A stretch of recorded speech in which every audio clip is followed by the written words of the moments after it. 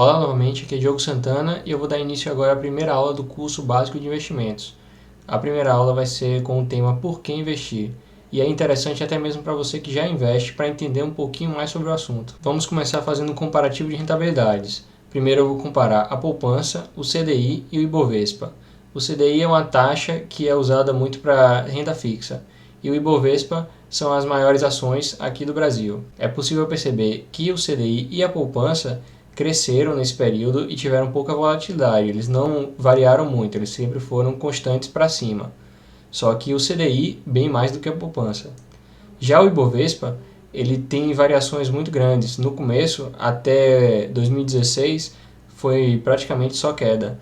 E de 2016 em diante, ele subiu tanto que alcançou as taxas da poupança, passou a poupança e alcançou o CDI. Para explicar melhor essa comparação, eu vou mostrar em números como foram as rentabilidades do ano de 2012 e do ano de 2019 desses investimentos. A poupança e o CDI, eles caíram bastante porque a taxa de juros caiu nesse período. Hoje a taxa de juros está no seu patamar mais baixo da história. Já o Ibovespa teve uma rentabilidade muito superior no ano de 2019 em comparação com o ano de 2012. Foi uma rentabilidade muito mais alta.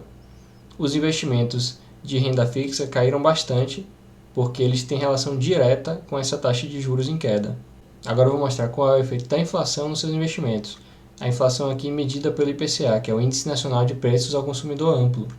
Nesse gráfico eu adicionei essa linha azul, é o mesmo gráfico anterior, só que agora com a linha do IPCA, que é a inflação. No começo, em janeiro de 2012, com R$1.000, você começa a perder o seu poder de compra e o seu dinheiro vale menos, até chegar a perto de R$600, praticamente uma perda de 40% nesse período, enquanto nos outros investimentos você teve rentabilidades muito maiores, chegando a ultrapassar R$2.000. Para explicar um pouco como funciona a inflação, eu vou mostrar aqui um folheto de um supermercado dos anos 2000, onde uma lata de soja custava 78 centavos, e também 1 kg de açúcar, 69 centavos, e uma latinha de extrato de tomate, 68 centavos. Qual é o preço que ele está hoje na sua região? Outro exemplo mais atual da inflação é na Venezuela, que chegou a inflação de 1.700.000% no final de 2018. Ou seja, seu dinheiro perdeu tanto valor que você precisa desse montante de papel moeda para poder comprar 1 kg de carne. Ou então, aquele montante ali para comprar o frango. Agora eu vou mostrar o efeito dos investimentos ao longo prazo, ou seja, quanto mais tempo você deixar aquele dinheiro investido. Nesse exemplo aqui é um exemplo muito famoso, que é a comparação dos investimentos dos Estados Unidos no período de 1802 até 2012. O investimento inicial de $1, quanto você teria ao final do período de 2012. Investindo $1 em 1802, você teria em ações 704.997 dólares. Já os títulos de longo prazo ficariam em segundo lugar, com a rentabilidade de 1.778 dólares. Os títulos de curto prazo, você teria 281 dólares. Já investindo em ouro, seu $1 viraria 4 dólares e 52 centavos. E investindo no próprio dólar, você teria uma perda do poder de compra. Seu $1 valeria somente 5 cents, porque é o efeito da inflação. Apesar da comparação que eu fiz no começo, que o CDI e o Ibovespa têm a mesma rentabilidade, não é possível dizer que eles tenham sempre a mesma rentabilidade, porque aquele gráfico compara somente de 2012 até 2020, um período de 8 anos.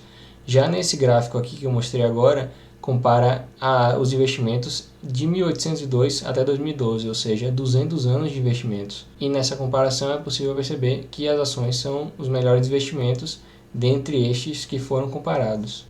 E para provar o que eu estou falando, eu trago esse gráfico agora, que é uma comparação entre o Ibovespa, que são as ações brasileiras, e o S&P 500, que são as ações dos Estados Unidos, as 500 maiores. Aqui a comparação no período de um ano, mesmo com o problema da pandemia, que houve uma queda muito grande e as ações já começaram a se recuperar. A linha azul é o Ibovespa, que teve uma queda de 2,26%, considerando hoje até 12 meses atrás, ou seja, o período antes da pandemia e o período atual. As ações ainda não se recuperaram desse período de 12 meses. Já a linha vermelha, que é o S&P 500, as ações dos Estados Unidos, teve uma alta de 17,35%, ou seja, elas performaram bem melhor do que as ações brasileiras. Mas, se eu for comparar um período de 5 anos, a história já muda um pouco. O Ibovespa, a linha azul, cresceu 123,24% nesse período de 5 anos. Já o S&P 500 cresceu apenas 71,99%, o que mostra que o Ibovespa, ao longo prazo, ele tem crescido mais do que o S&P 500. Mas vamos procurar um pouquinho mais longe ainda. Agora eu faço uma comparação no período de 26 anos. O Ibovespa, a linha continua sendo azul, teve um crescimento de 4.037% nesse período de 26 anos. Já o S&P 500 teve um crescimento de 642% nesse período.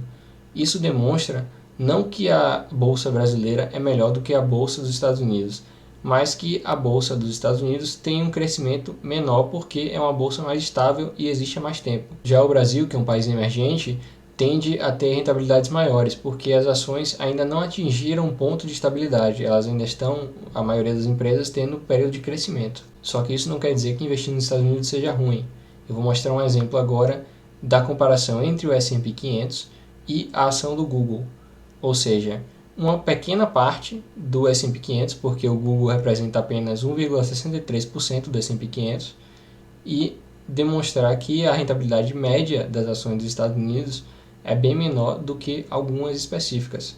Nesse caso, o Google teve um crescimento de 2.936% nesse período comparado, enquanto o S&P 500 cresceu apenas 206%. A Google, sendo uma das maiores empresas do mundo, teve um crescimento muito grande nos últimos anos. Agora eu vou adicionar na comparação a Apple, que é uma representação de 6,68% do S&P 500. A Apple, nesse período, cresceu 18.663%, enquanto o S&P 500 cresceu aqueles mesmos 206%. Ou seja, uma pequena parte do S&P 500 cresceu muito mais do que o próprio índice completo, que representa as 500 maiores empresas. Então, quando você olha o gráfico do S&P 500 ou o gráfico do Ibovespa, não quer dizer que aquilo represente a realidade do que você vai investir. Porque se você escolher ações melhores, que tenham mais rentabilidade, você pode conseguir ganhos muito maiores do que o próprio índice. No caso do Brasil, o Ibovespa tem ações como Petrobras e Vale, que são ações que não têm crescido muito nos últimos anos. E existem ações como a Magazine Luiza, Via Varejo e VEG, que têm um crescimento absurdo nos últimos anos, bem maior do que o crescimento do próprio Ibovespa, que é o índice das ações brasileiras.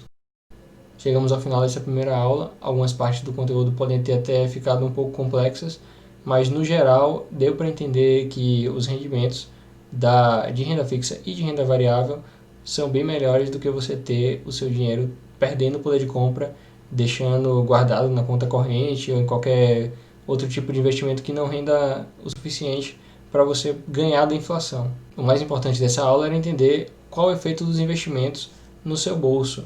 Se você não investe, o quanto você perderia ao longo do tempo. E ao investir, você pode até ver o quanto o seu patrimônio vai crescer e às vezes até duplicar, triplicar, dependendo do investimento que você escolha. Mas para isso é essencial você escolher aquele investimento que mais combine com o seu perfil. Se você é uma pessoa mais conservadora, se você é mais agressiva, se você gosta de ter rentabilidades altas, mas correndo muito risco, então você prefere ser aquela pessoa que tem rentabilidades menores, mas tem uma proteção maior. Cada investimento é para um perfil de investidor diferente. Então, por enquanto é só isso. Nos vemos na próxima aula.